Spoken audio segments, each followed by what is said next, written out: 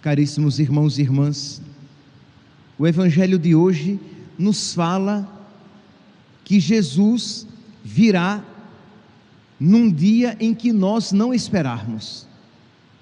O Evangelho não fala se Jesus virá. O Evangelho fala que nós não sabemos quando Ele virá. Isto é, a dúvida não está se o Senhor virá ou não. A dúvida está quando o Senhor virá. Pois bem, este é o ensinamento da igreja.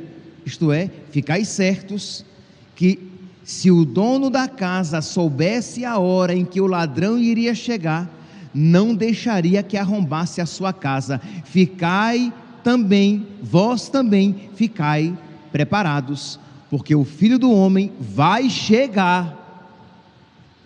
Versículo 40, porque o Filho do Homem vai chegar na hora em que menos o esperardes. E para quem é, meus irmãos, que o Senhor vai chegar? Ele chegará para nos julgar, para dar a cada um o que cada um tiver merecido pelas suas obras. São Paulo, na segunda carta aos Coríntios, no capítulo 5, versículo 10, São Paulo diz, segunda carta aos Coríntios, capítulo 5, versículo 10: porque teremos de comparecer diante do tribunal de Cristo, ali cada um receberá o que mereceu, conforme o bem ou o mal que tiver praticado enquanto estava no corpo. Meus irmãos, é sempre bom relembrar, porque infelizmente existe um vírus danoso, muito danoso, sendo espalhado no meio cristão, de modo particular no meio católico, de que o Senhor é misericórdia. Logo, se o Senhor é misericórdia, todos nós iremos para o céu. O Senhor é misericórdia, logo todos nós nos salvaremos, de modo que uma pessoa morre e nós já a colocamos no céu e dizemos que ela está intercedendo por nós. Mas, meus santos, o Deus que é misericórdia, o Deus que diz que é misericórdia, que é misericordioso, é o mesmo que diz que nós seremos julgados segundo as nossas obras. Então nós não podemos dizer: ah, Jesus, o Senhor está errado, porque se o Senhor fosse misericórdia, o Senhor não faria isso. Nós não diremos isso ao nosso Senhor. Nós não podemos ter a pretensão de julgar nosso Senhor. Então, Ele que diz que é misericórdia, é o mesmo que diz que nos julgará a cada um de nós, conforme as nossas obras, e uns Ele colocará à sua direita, e outros Ele colocará à sua esquerda, e uns terão a felicidade eterna, e outros terão a condenação, a infelicidade eterna. É esta a nossa fé, e nós precisamos, por caridade, ensinar isso aos nossos irmãos, porque é um desserviço, é uma falta de caridade, quando nós não ensinamos isso aos outros, porque qual é, infelizmente, a nossa atitude? Isto é, se todo mundo vai para o céu, por que é que eu vou me esforçar para não ser egoísta? Se todo mundo vai para o céu, por que é que eu vou me esforçar para entrar pela porta estreita? Afinal de contas, a porta não é estreita, né? A porta é larga, porque todo mundo vai se salvar. Mas não é isso o que o Senhor nos diz. Mas, Padre, mas dizendo isso, o Senhor nos assusta. Mas, meus santos, isso é a suprema caridade. Quando alguém diz: olha, cuidado, porque no meio deste caminho há um grande buraco. Ora, se você isso diz àquelas pessoas que estão indo por este caminho, é caridade, porque as pessoas vão sabendo que existe um buraco, então elas vão se precaver. para naquele buraco não caírem. Mas eu penso, eu não quero assustar as pessoas, então eu não vou dizer a elas que existe um buraco, e naquele buraco elas vão cair. Então, meus irmãos, nós precisamos nos recordar, e nós veremos que os textos litúrgicos, a partir de agora até metade do advento, todos eles se caracterizarão por uma escatologia final, isto é, falando a respeito das realidades finais: juízo, inferno, céu. Então, vocês podem prestar atenção que os textos, na sua grande maioria, sempre vão nos advertir, e nós precisamos então voltar à nossa fé católica e começar a meditar a respeito dessas realidades. Isto é, o meu destino final será determinado pelas minhas atitudes aqui na terra, então eu preciso me preparar. E como eu não sei quando eu serei julgado, embora eu saiba que eu serei julgado, eu só não sei quando. Então, como eu não sei quando isso acontecerá, eu preciso estar preparado a todo momento. Eu preciso estar vigilante. Eu preciso estar, se nós nos recordarmos do evangelho de ontem, com os rins cingidos e as lâmpadas acesas. Então, aí, sabendo disso, nós iremos então, meus santos, levar mais a sério a nossa vida espiritual. Sabendo disso, nós iremos levar mais a sério o imperativo da caridade. Nós iremos amar mais, nós seremos mais radicais no nosso amor para com os nossos irmãos. Sabendo disso, nós iremos lutar com mais tenacidade contra os nossos vícios, os nossos apegos e os nossos pecados. Por quê? Porque o Senhor chegará numa hora que eu não sei, num dia que eu não espero, e Ele me julgará segundo as obras que eu tiver praticado enquanto eu estava no corpo. Pois bem, quando Jesus disse isso, essa palavra tão firme, diz então que Pedro ficou meio assustado. Versículo 41, estamos aqui no Evangelho de São Lucas, capítulo 12, o Evangelho hoje começa no versículo 39, no versículo 41, São Pedro então diz: Senhor, tu contas esta parábola para nós ou para todos? Aí, Jesus, que até então estava falando para todos, começa falando para nós, isto é, começa agora a falar para os seus ordenados, os seus ministros, os seus bispos, hoje aplicando os seus bispos, os seus padres, os seus ministros ordenados. Então agora, a partir do versículo 41, nós voltamos os nossos olhos para a hierarquia da igreja. Então Jesus diz, versículo 42, quem é o administrador fiel e prudente que o Senhor vai colocar à frente do pessoal da sua casa para dar comida a todos na hora certa? São vocês são os meus administradores. Pois bem, feliz o empregado, e aqui, meus santos, esta palavra que sem dúvida se aplica de uma maneira adequadíssima aos sacerdotes, aos ministros ordenados, mas também se aplica a todos nós, isto é, todos nós somos servos de nosso Senhor. Todos nós somos empregados de nosso Senhor. Ah, padre, mas eu não quero ser empregado não, eu quero ser amigo. Mas você será um bom empregado se você for amigo de nosso Senhor.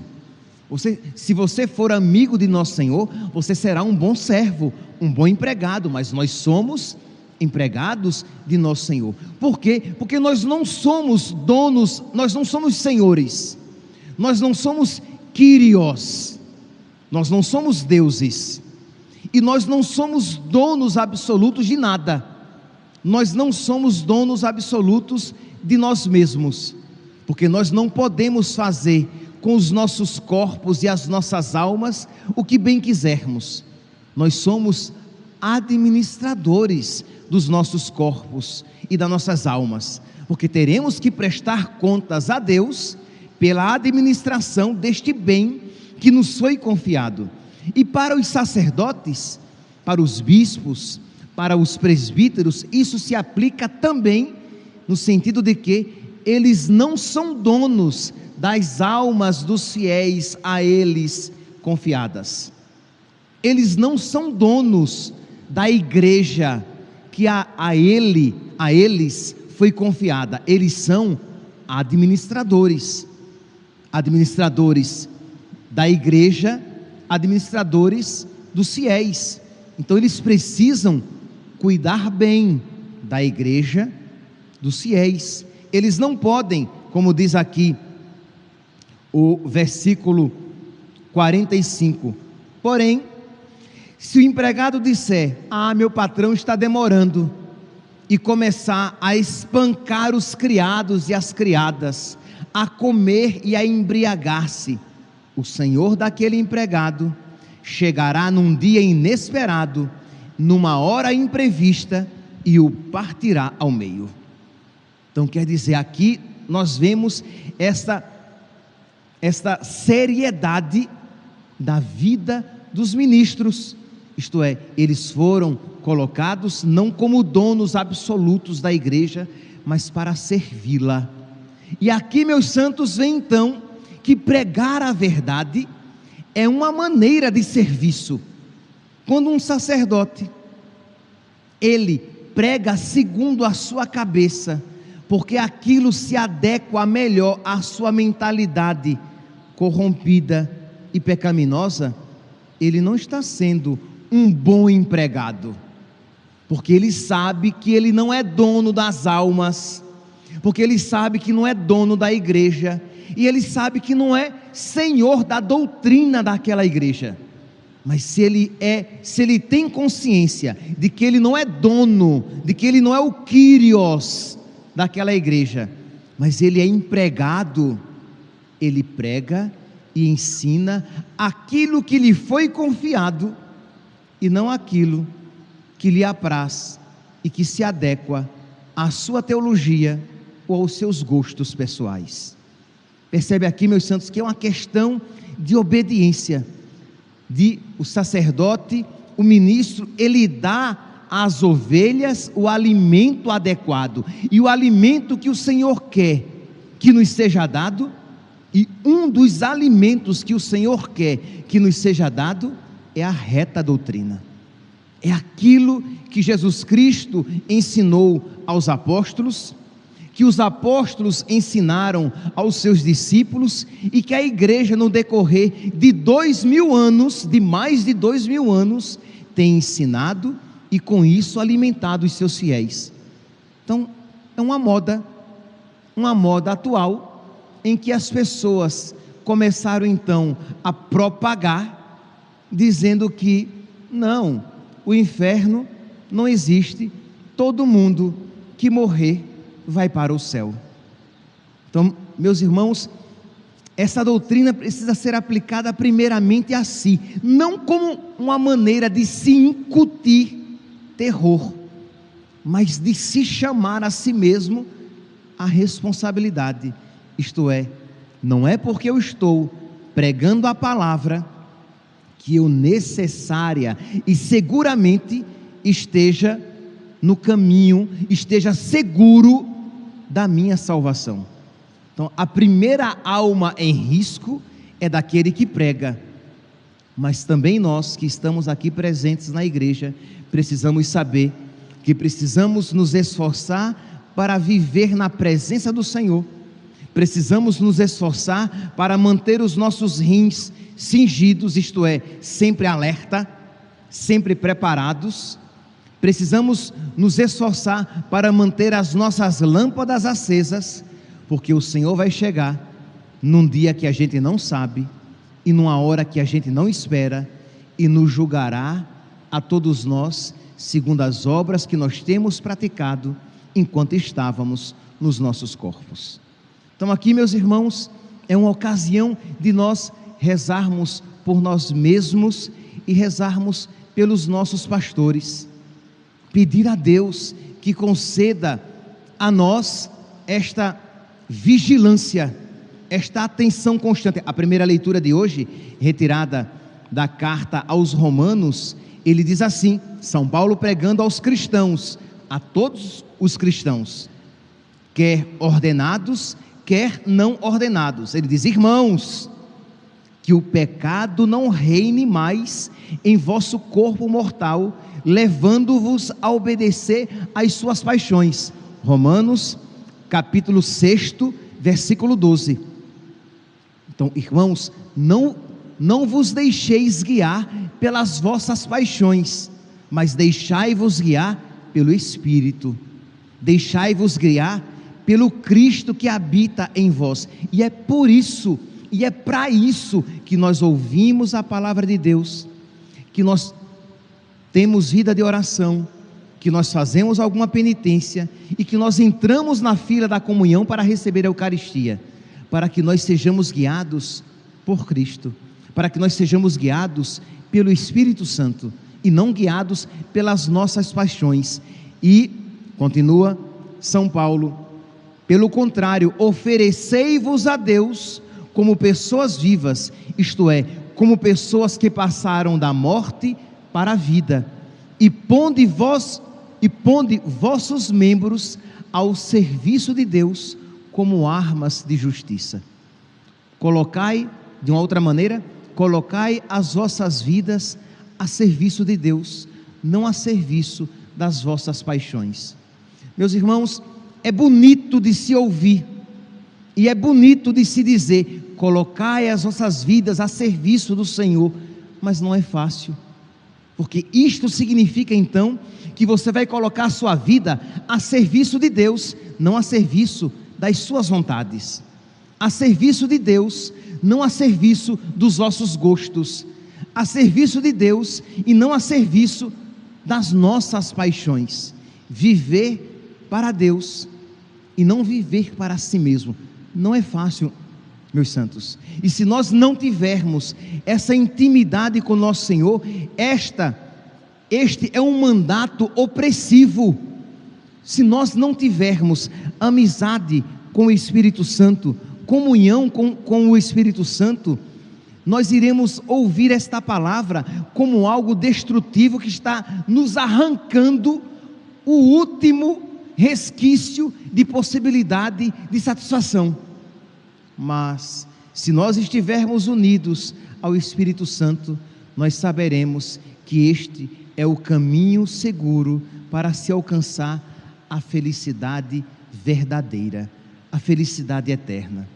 Peçamos, meus santos, peçamos neste dia, no dia de hoje, que Deus ilumine esta verdade no nosso coração, que nós de verdade amemos as nossas almas, que nós de verdade queiramos a nossa salvação e que queiramos também a salvação dos nossos, e que para isso nós, como diz a primeira leitura, nós lutemos contra as nossas paixões, e que para isso nós nos esforcemos para manter as nossas lâmpadas acesas, que nós nos esforcemos para nos manter vigilantes, sabendo que o Senhor pode vir a qualquer hora.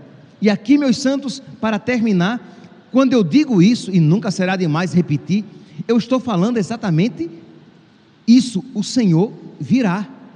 Existem duas maneiras da vinda de nosso Senhor. O Senhor vem, quer dizer, existem várias maneiras, eu vou aqui simplificar. O Senhor vem no dia da nossa morte.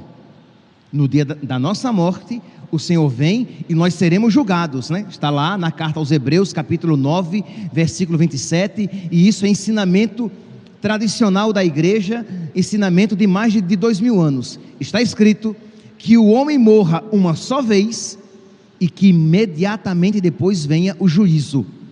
Então, o Senhor vem e nos julga imediatamente após a nossa morte. Mas o Senhor virá também sobre as nuvens, isto é, em glória. O Senhor virá, e aqueles que estiverem vivos por ocasião da sua vinda, serão julgados pelas obras que eles praticaram no corpo, enquanto estavam no corpo. Então, a vinda do Senhor é uma realidade católica.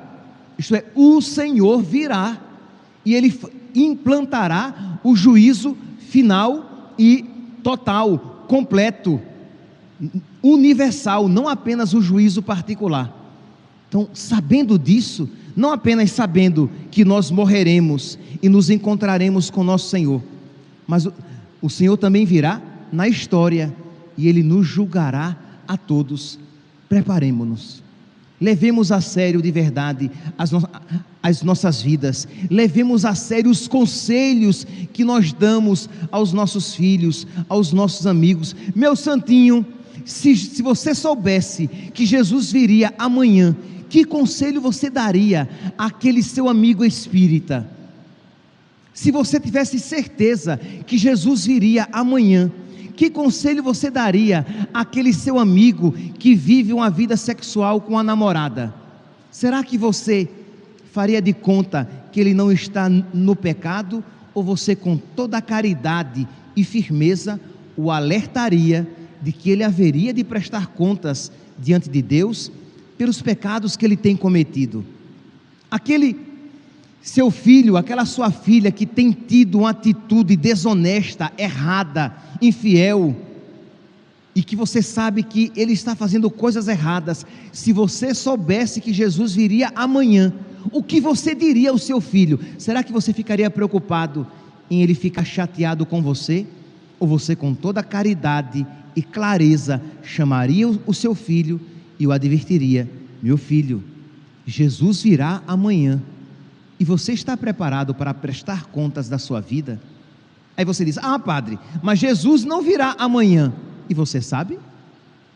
Já que Jesus pode vir de dois modos, seja pela morte amanhã, seja pela sua vinda na história.